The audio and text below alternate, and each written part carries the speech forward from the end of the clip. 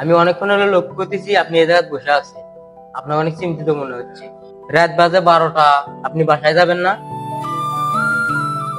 আপনার সমস্যাটা কি বলেন শুনি। কি আর কমো ভাই, দুঃখের কথা। মোর মা হলো অসুস্থ, বিকেল বেলা তাক নিয়ে যাচ্ছি হাসপাতাল।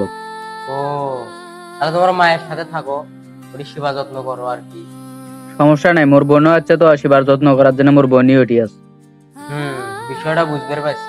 তাহলে তোমার থাকার সমস্যা আর খাওয়া দাওয়া মনে হয় করনি, মুখ টুক শুকিয়ে গেছে।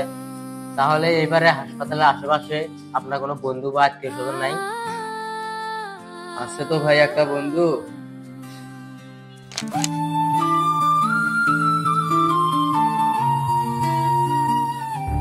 মাক তো হাসপাতালে ভর্তি করলাম, রাত্রিরে তো থাকা লাগবে এই জায়গাতেই।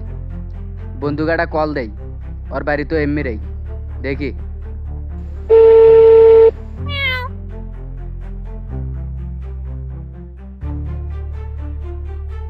আপনি যে নম্বরটিতে কল করেছেন তা এই মুহূর্তে ব্যস্ত আছে।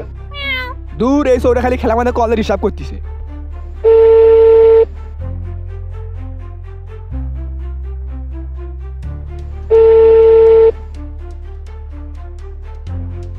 আপনি যে নম্বরটিতে কল করেছেন তা এই মুহূর্তে ব্যস্ত আছে। যা সৌরা বলো খা।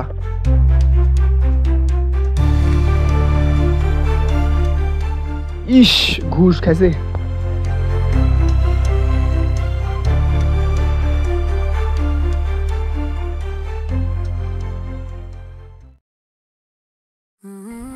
এই হলো ঘটনা।